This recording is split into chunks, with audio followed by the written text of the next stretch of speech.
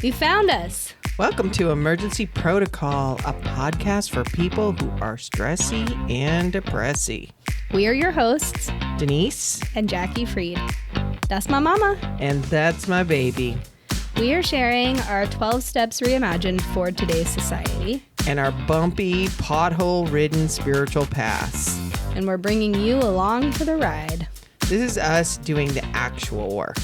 When the shit hits the fan, you know it's time for Emergency Protocol.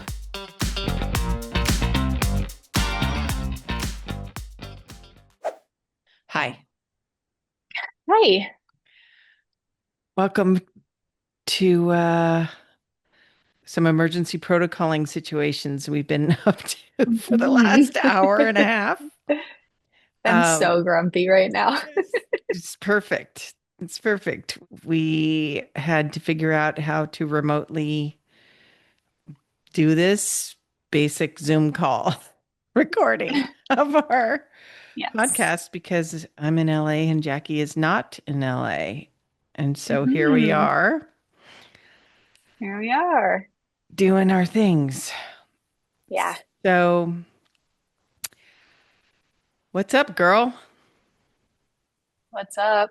Well, aside from feeling grumpy, I don't know. I think it's so interesting. Like, I was feeling so good in general, and I've been drinking water and eating well and getting my stuff done. And then, like, Thursday, I started to get a little cranky. And, like, yesterday, I had a total crash out day. It was like every single little minor inconvenience was so irritating.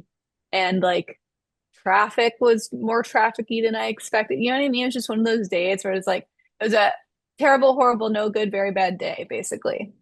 Okay. And like, there was this thing that I was going to go to, and I just didn't manage my time well. And it's really easy for me when I do that to be like, oh shit, am I slipping back into all of my like old patterns? Like, is it all like, will it all get messed up? Blah, blah, blah. And I probably needed to cry, but I didn't want to do that because I was trying to get a photo taken. So anyway, I probably need to cry. Okay. How are you? I think this week was a little rough. I think part of it, and I didn't think about it until my friend said it, is that there's a lunar eclipse. And she's like, I never sleep well during lunar eclipses. And I was like, oh, because I don't pay attention to that. And I'd been sleeping like rock solid. I've been doing like these nighttime meditations before I go to bed. Some are an hour long, some are a little shorter, but it's helped me kind of decompress at the end of the night and sleep really well. And so, but those 2 nights I just didn't sleep well and I didn't know what was going on. So maybe I'll attribute it to the lunar eclipse because I have nothing else to attribute it to. But I'm okay. I feel like I've been really doubling down. I've been going to a lot more in-person meetings. And I forgot how joyful that is, where people are just happy to see each other and there's this camaraderie and community. And yeah, I've been asked to speak a bit. So I've spoken like 3 times in the last couple weeks. And I feel like I've been taking care of myself in a good way to keep focusing on joy, keep focusing on love, keep focusing on community and what I can change and what I can't change, and what I can do and what I can't do, and the wisdom to know the difference. And for me, living in that balance of, outrage, sadness, compassion, empathy, all of those things, and also still being able to tap into my own joy has been feeling really good to be able to do. Because it's like I'm not head tripping on myself where it's like you're just a Pollyanna and you're not paying attention to what's going on in the real world.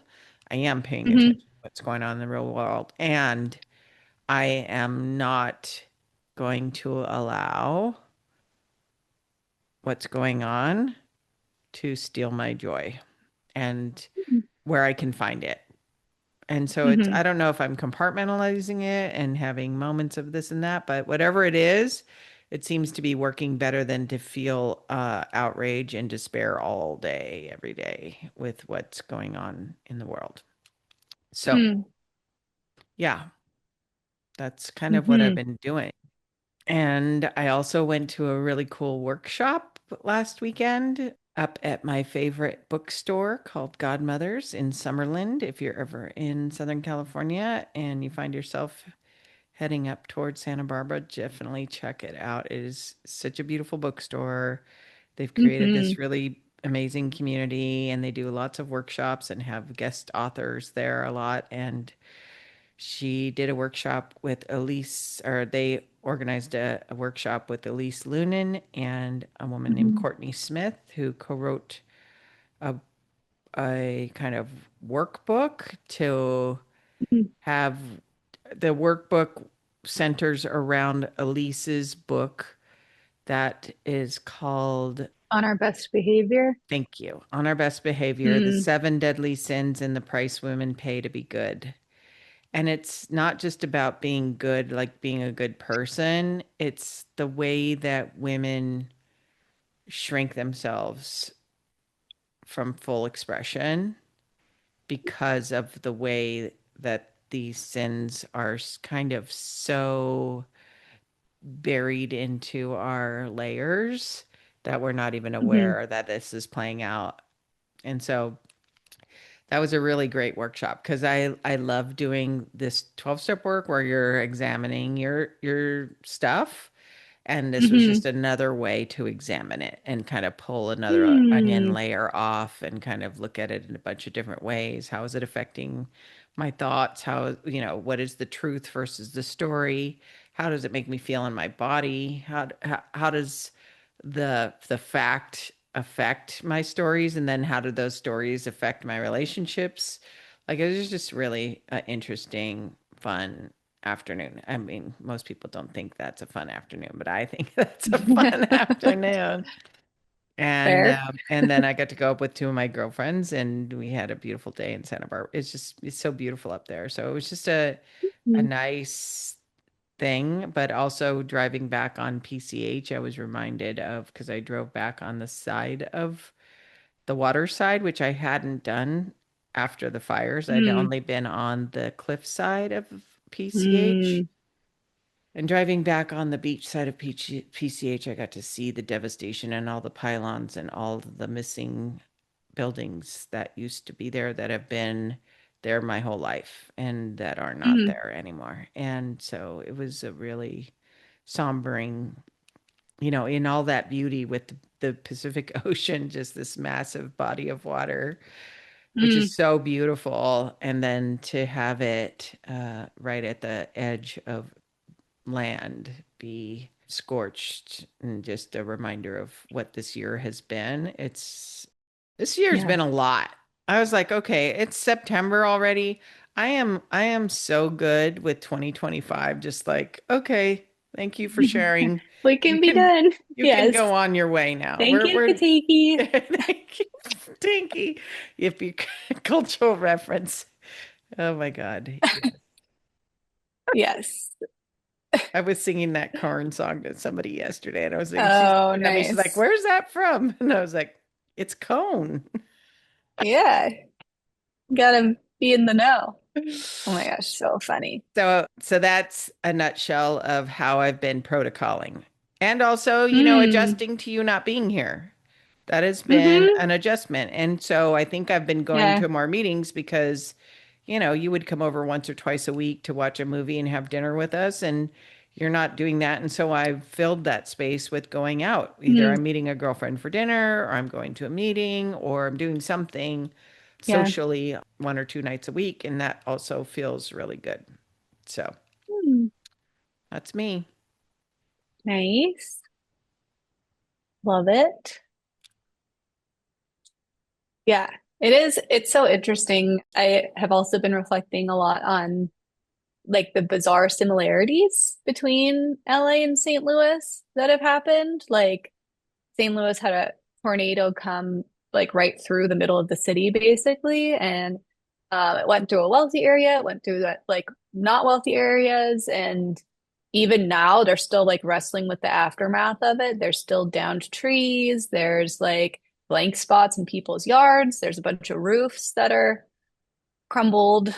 And so it's been really interesting to watch the progress of the recovery and being able to compare them in this very bizarre way. Like some people, most of the city was not affected directly here, right? Same with LA. It's like these, so it's very weird to have these two very, very distinct realities happening. And then you can also see the economic disparity. There's like the tarps that are on some roofs, and there's like this fancy, like shrink wrapped, like white stuff on the others, right? So, yeah. And then there's just like a lot of aftermath, right? Like, what is the best way forward? And so, all the things, I do really like what I've been learning. So, that's good. It's all brain food and it feels really good. Like, I love being in class. I'm starting to have more assignments now. I'm trying to not totally like freak out over that and just trust in my abilities. But yeah, I don't know. It's so interesting. My house was very, very, very messy. It was a depression pit before I moved. And it's so interesting that I needed like the impetus of this to get it cleaned up and taken care of, right? But also when I moved here, I didn't try to put too much pressure on myself to like start all these new habits and like do all of these things correctly right away because it would have felt too overwhelming, I think, right? Even though there's ways that I definitely want to live and things that I wanted to do that or want to do that I think are good for my health. Like working out. There's a gym in this building that I'm in now, but I didn't work out until this week, right? I've been here about a month. So yeah, I have been drinking water though. And I've Yay. also been approaching my like schoolwork very, very, very differently than I did in the past. Like I'm trying to be very intentional about it, trying to be focused, use the resources that are available, trying to get a handle on my time. I still have no concept of time or time management or how long it's going to take me to do things. Like my brain cannot seem to figure any of that out. But I'm kind of inching my way towards a way of functioning around all of that. So yeah. And I have meditated every day this week. Hmm. Yeah.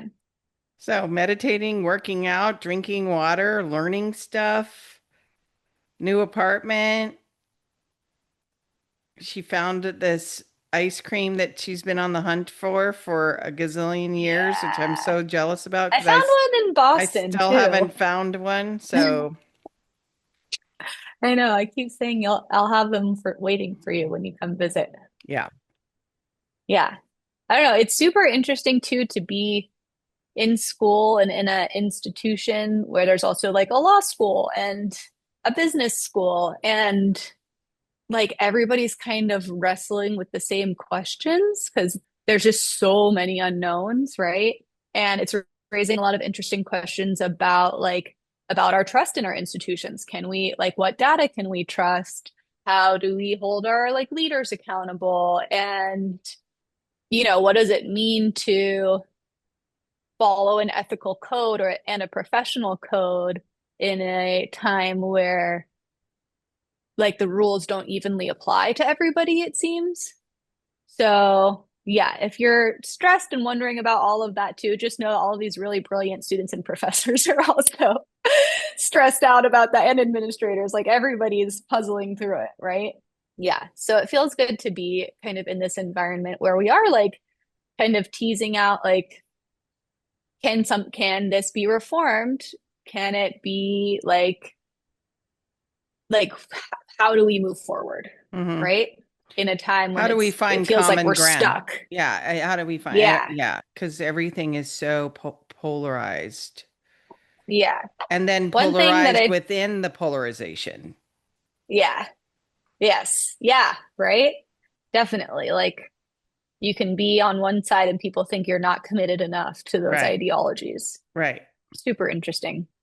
I did go to a fun event that's called The Longest Table, where it's just like open to the entire campus community. And It's focused on this training called dialogue across difference or dialogue. Yeah, something like that, I think, where you're trying to approach tough conversations about sensitive topics like religion or politics from the effort of trying to have a conversation around it, not having a debate, not trying to convince one or the other person that something's right and something's wrong. And so that was a really interesting experience. And it reminded me of this book, which I think I've mentioned before, but Nonviolent Communication Mm-hmm. is a really interesting book. Have you read that? No, but I It's know kind of you've referenced it before in our conversations. yeah, it's kind of an analogous concept. It's all about approaching relationships with like empathy and with the mutual goal of building and maintaining a relationship. And how do we have those conversations? And I think that the contents of that book can meaningfully change people's lives in a lot of ways. So, anyways, nonviolent communication, we'll put it in the resources. And I just want to say, I am so, so proud of you. Like, Oh, thanks, when we mommy. started this podcast, you were in a very different space. And the I work mean, that I was you've stressy and done, depressy. yeah, we focused on the stressy and depressy. Uh-huh. People even made us some swag that says stressy and Uh-huh. depressy hats and shirts, Yeah. and I think that yes, we can still be stressy and depressy, and we can also find joy, and we can also move forward, and we can also look for solutions, which I think is what you're doing. It's like all of Yeah. what you're doing there is based in finding truth and looking for solution and looking for common ground, right? Like Hmm. how can we be together? How can we all be together, right? Yeah. Very different people all being together. But well, I'm most proud of the fact that you are just a person who even cares about that, right? That you're just Hmm. a person who cares. And then, but the second part is that you were willing to look for solution in your own self so that you could tap into Hmm. this, right? Like to be able to do what you just did, which is basically uproot, drive there, which was a whole escapade. Just Uh-huh. the 3-day trip from here to there, and did it and like really with a sense of dignity and grace has been a Mm. really beautiful thing to watch. So just Thanks, Mama. just mama proud, Oh, you're so sweet. and Yeah, I know. I keep saying to myself, I'm in fucking Missouri. yeah. Hey, I'm in Nolly. We are in St. Louis. Um, and I really like it so far. Like, not that I was expecting to dislike it, but I get it now. And I think there's definitely a piece of under understanding about this part of the country that I've been missing. And St. Louis is obviously like a small city and it's very blue, so it is pretty similar to what I know, but we're still in the Midwest, right? So it's been really interesting to just see all of the things, right? Yeah. And the drive out here. We haven't recorded in so long that like we didn't even really talk about the move or packing or yeah, all the things. So the drive itself was also really nice. It wasn't without its hiccups. There are definitely a few things I would have done differently, but I really liked being able to. I had a slight like time pressure, but I liked being able to kind of take my time and didn't realize I had all of these like secret bucket list things that I wanted to do with Nala that I got to do. Like she got to go to two national parks and we got to drive through and she just stuck her little head out the window and got to like smell the air in arches and we on our way through Vegas, we stopped at Red Rock or not Red Rock, Seven Magic Mountains which is this like art installation off the highway. And at first I missed the turnoff, or I got on the right turnoff, but then it wasn't there. And I was like, where is this? And you couldn't see it.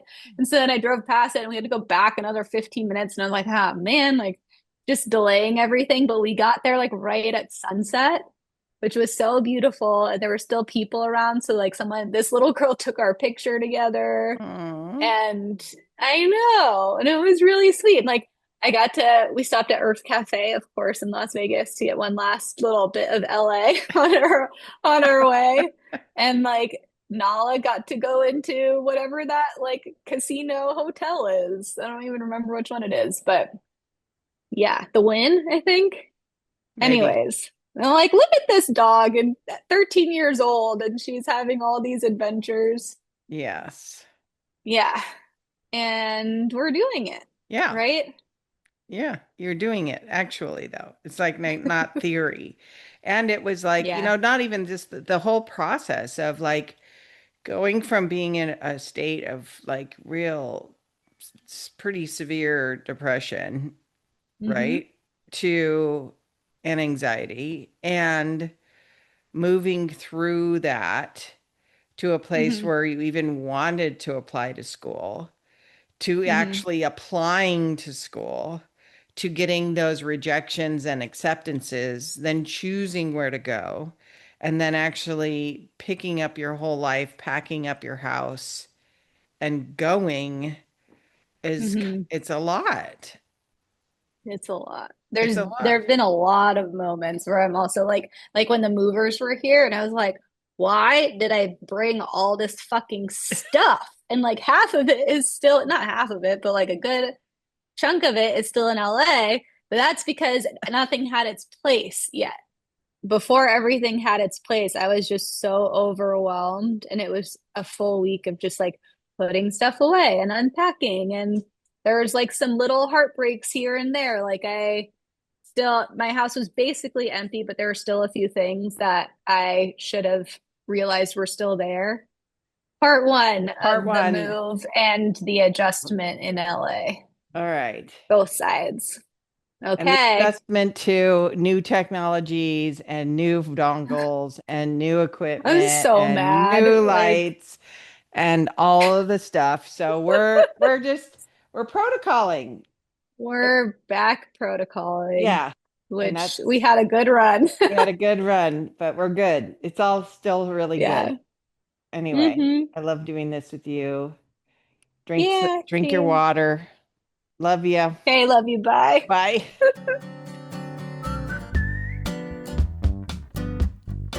We want to hear from you. Find us on Instagram and TikTok at 12 Steps for Everyone. That's at the number 12 Steps for Everyone. Please like and follow us. You can also send us topics you want us to dig into or follow-up questions from each episode. And if you know someone who would enjoy or benefit from our conversations, please feel free to share this with them. All are welcome here.